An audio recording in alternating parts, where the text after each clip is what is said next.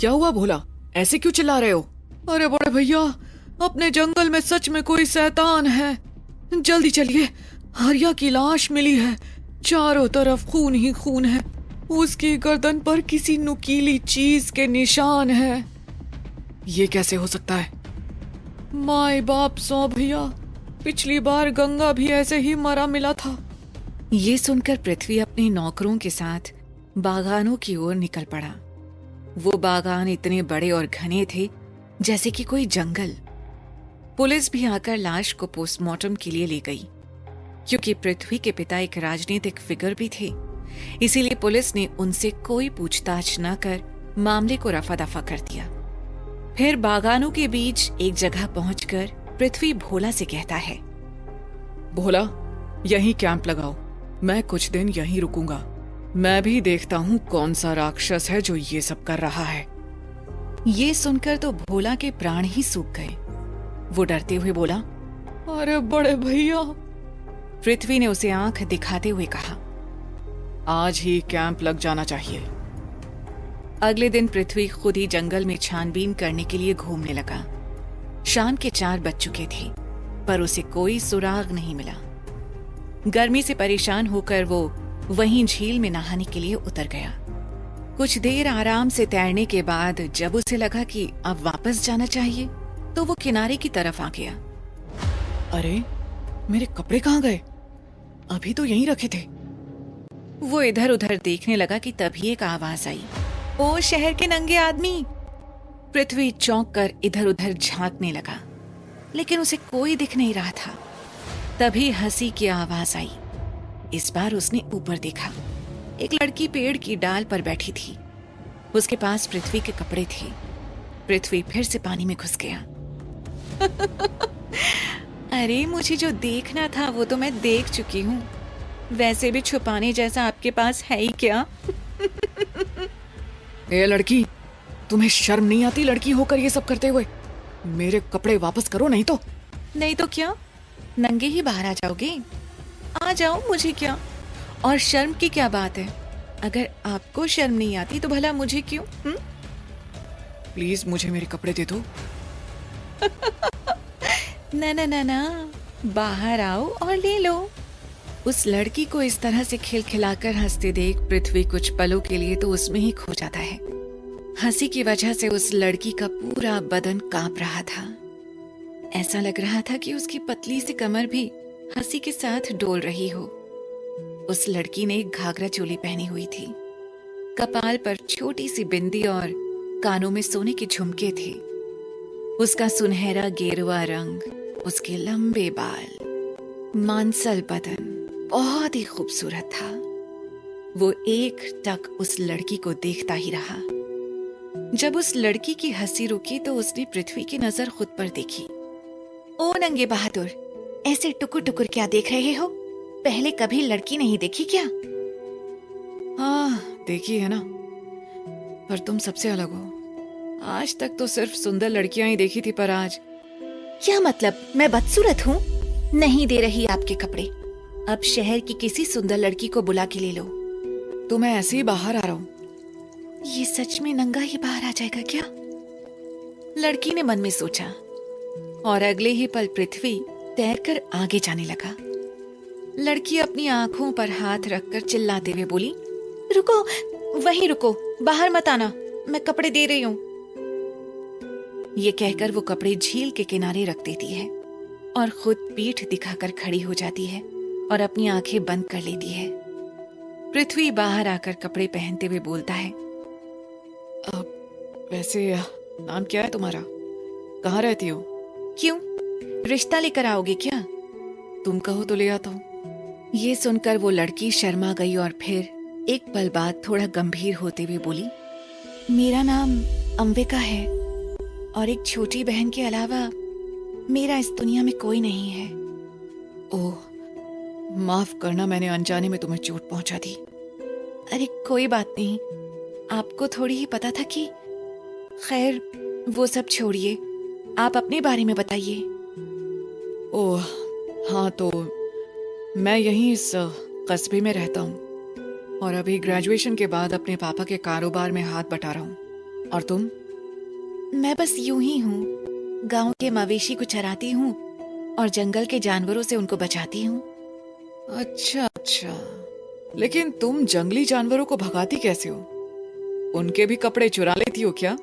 शर्म से भाग जाते होंगे। अंबिका पृथ्वी पर हल्का सा गुस्सा होते हुए बोली,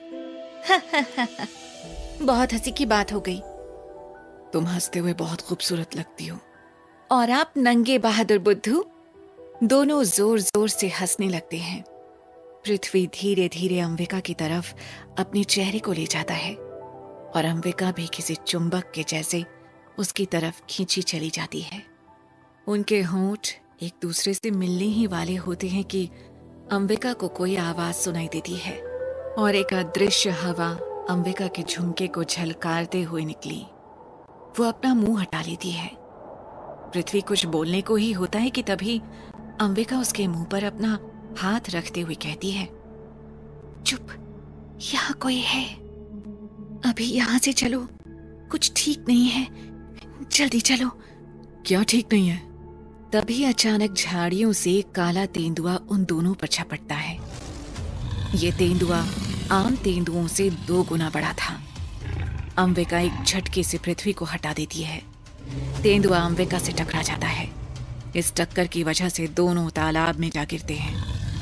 तेंदुआ पानी के बाहर खड़ी पृथ्वी पर नजर डालता है और उसकी ओर तैरने लगता है। अंबिका तेजी से आगे बढ़ के उसकी पूंछ खींच लेती है। तेंदुआ गुर्राता हुआ उस पर अपने अगले पंजों से हमला कर देता है, लेकिन अंबिका उसके दोनों पंजों को अपने हाथों से थाम लेती है और तेंदुए को और पानी में फेंक देती है। अब तेंदुआ अंबिका पे हमला करता है और दोनों पानी में भिड़ जाते हैं। कभी अंबिका तेंदुए पर होती है तो कभी तेंदुआ अंबिका पर।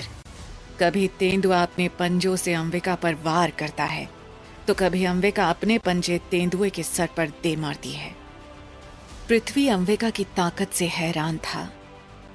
कुछ देर तक तो वो बुत बना खड़ा रहा, लेकिन फिर वो भी पानी में कूद जाता है, पर पानी की सतह पर उसे कुछ नजर नहीं आता। तभी अचानक पानी से अंबिका और तेंदुआ दोनों उछल कर निकलते हैं और फिर डूब जाते हैं। अब की बार पृथ्वी भी तेंदुए पर लपकता है। तेंदुए को लगता है कि वो दोनों से एक साथ मुकाबला नहीं कर सकता, इसीलिए तैर के तालाब के किनारे चला जाता है। इधर तेंदुए के काटने से पृथ्वी थोड़ा घायल हो गया। उसके हाथ से खून बहने लगा। तुम ठीक हो ना? बहुत खून बह रहा है, तुमको डॉक्टर की जरूरत है। तुम तो ठीक हो ना? मेरी छोड़ो, तुम्हें तुरंत दवाई लगानी होगी वरना जख्म गहरा हो जाएगा। तुम चलो मेरे साथ। वो दोनों वहां से जाने ही वाले होते हैं कि तभी भोला और अन्य लोग उसे ढूंढते हुए उसी तरफ आ रहे थे। जैसे ही उनकी आवाज अंबिका के कानों में पड़ी, वो वहां से जल्दबाजी में निकल गई। उसकी चाल देखकर ऐसा लग रहा था जैसे वो कुछ छिपा रही हो। तभी भोला वहां आ गया और पृथ्वी की हालत देखकर वो दंग रह गया। अरे बड़े भैया, इतनी चोट कैसे लगी आपको? आनन फानन में सब पृथ्वी को उठाकर हवेली ले गए। उधर वो तेंदुआ थोड़ी दूरी पर झाड़ियों में छिपा था। पृथ्वी के वहां से जाते ही वो बाहर आने लगता है। 4 पैरों पर चलता हुआ वो धीरे धीरे अपने पिछले पैरों पर खड़ा होकर आदमियों की तरह चलने लगा। उसका चेहरा अभी भी तेंदुए जैसा ही था। वहीं अंबिका के अचानक गायब होने से पृथ्वी को बहुत अजीब लगा, पर दर्द के आगे उसे कुछ समझ न आया।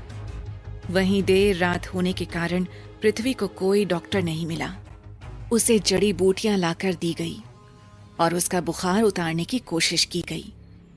पूरे गांव में बात फैल गई कि पृथ्वी पर किसी भेष बदलने वाले राक्षस ने हमला किया। वहीं रात गहरी होती गई थी, पर पृथ्वी को आराम नहीं मिला। वो दर्द और बुखार से अब भी परेशान था कि तभी उसे लगा कि कमरे में कोई आया है। वो अंबिका थी, पर पृथ्वी सोने का नाटक करता है। अंबिका उसका मुंह खोलकर कोई द्रव्य डाल देती है और उसकी चोट पर भी जड़ी बूटी लगा देती है, जिससे पृथ्वी का दर्द छूमंतर हो गया। जैसे ही अंबिका वहां से जाने लगी कि तभी पृथ्वी ने उसका हाथ पकड़ते हुए उसे अपनी तरफ खींच लिया। अंबिका उसके सीने पर जा गिरी। तुम होश में थे? हाँ। अंबिका उठकर बैठती है और उससे उसका हालचाल पूछती है। दोनों में थोड़ी बातें होने लगती है। कहीं ना कहीं उन दोनों को पहली नजर वाला प्यार हो चुका था और पृथ्वी की नजर अंबिका के बदन पर टिक चुकी थी। वो किसी न किसी बहाने से उसे टच किए जा रहा था।